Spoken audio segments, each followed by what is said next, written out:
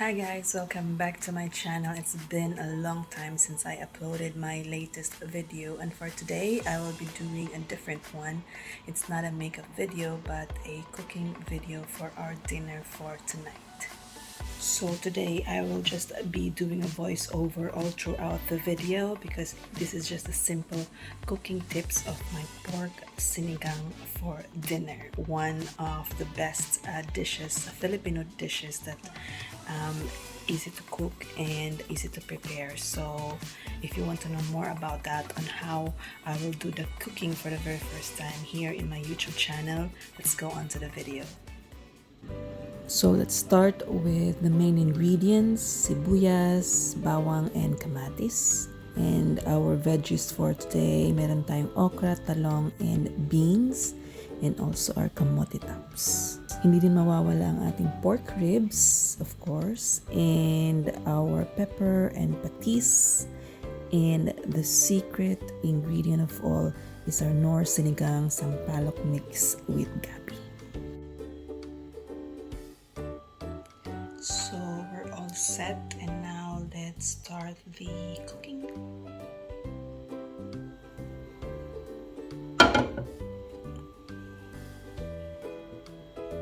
So first we'll just put on our oil and let it heat for like about a minute or so. Yan, nagsaing na rin po ako ng kanin at the same time. The next step is our garlic. So let's just mix that until it turns to golden brown. Next up is our onions. Just mix it all up with our garlic.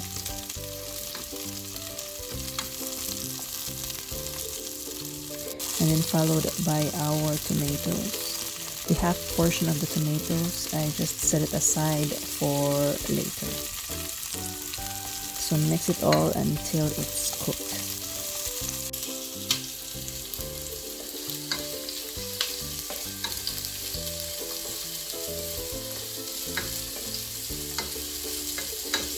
So let's just wait na maging white yung texture ng sibuyas, and then maging soft yung texture ng ating kamatis.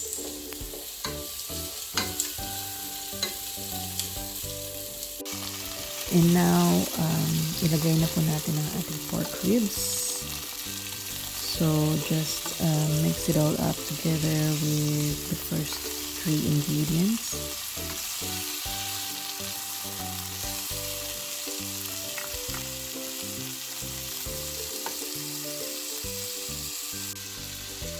And then the next step is I'm going to add some pepper on the ribs.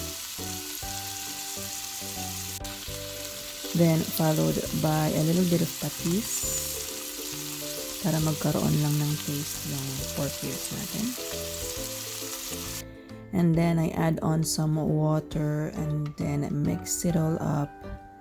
And then we'll just cover it up and let it stay for about 3 to 5 minutes.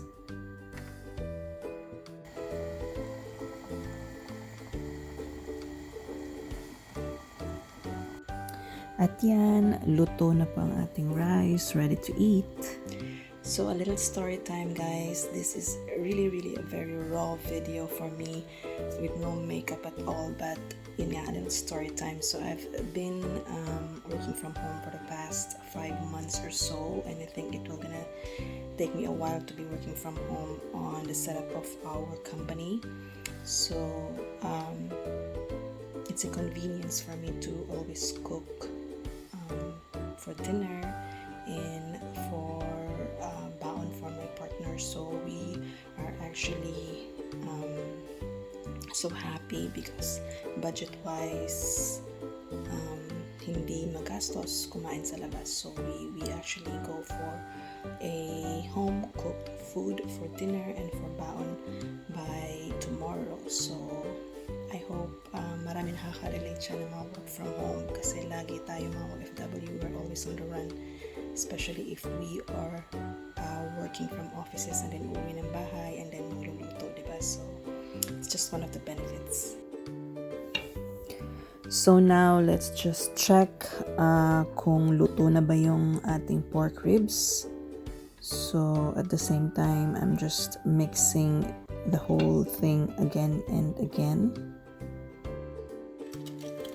Then next up is ang ating sinigang mix with gabi. So imi-mix na natin yan. Ito yung pinaka-sikreto guys sa pork sinigang. I think so. Kahit hindi mo alam magluto nito, basta may may sinigang mix ka lang, okay na yung pork sinigang mo. Actually, nakalimutan kong bumili ng pork cubes. So, it's an additional but then it's not really necessary for me as long as malasa na yung pork ribs mo sa sinigang. So, mix mo lang siya and then cover it up and let it stay for another 5 minutes or so para maging malasa lang yung sabaw. So, habang nag-aantay tayo sa sabaw, let's just have a quick kitchen tour. So, ito yung kitchen area namin dito sa bahay. So, we are renting a house with a family as our landlord. So, yan, sobrang laki ng kitchen. Spacious, kaya gusto namin dito. Yan, so okay na yung sabaw natin. So the next step is we will put all our veggies except the kamote tops. So yan, let's put on our eggplants, our okra, and yung ating beans.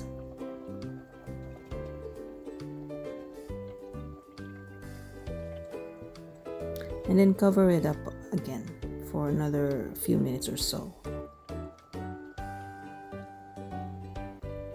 And of course, isama na din natin yung spare tomatoes na sinet aside natin kanina.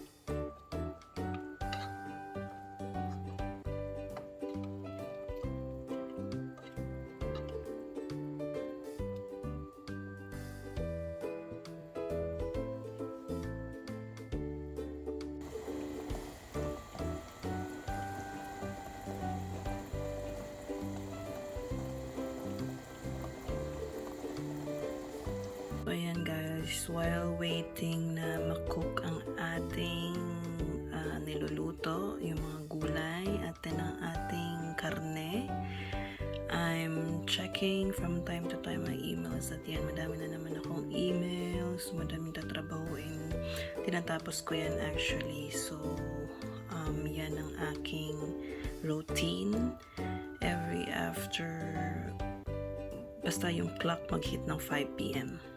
Yan, pasensya sa box. It's a balikbayan box sa background. So yan, chine-check ko lagi. That's really my routine in a work from home setup. So actually, after kong magluto, tinatapos ko pa yan para mahabol for tomorrow. So I think that's one of the disadvantage naman ng working from home. So parang yung oras mo, hindi ka talaga nakakapag 1 hour break and all. And you actually exceeds time.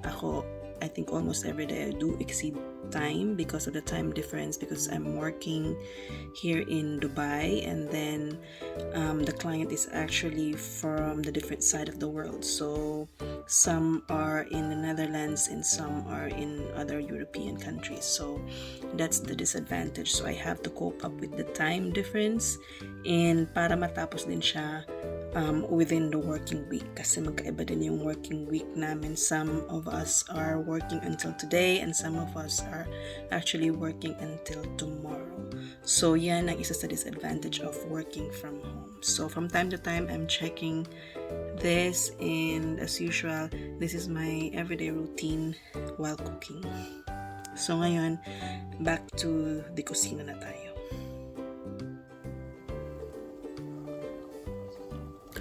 So now, check natin yung lasa ng ating sabaw kung kailangan pa ba ng additional pepper, salt, or anything. Yan, chine-check ko yan. Gusto ko yung maasim-asim na pork sinigang. So, from time to time, gusto ko siyang i-taste test kasi gustong-gusto ko yung lasa ng medyo asim-asim talaga na pork sinigang. So here, I'm adding some more pepper on it. So, nasa sa inyo kung ano yung gusto nyong lasa on the kind of sinigang that you want to prepare.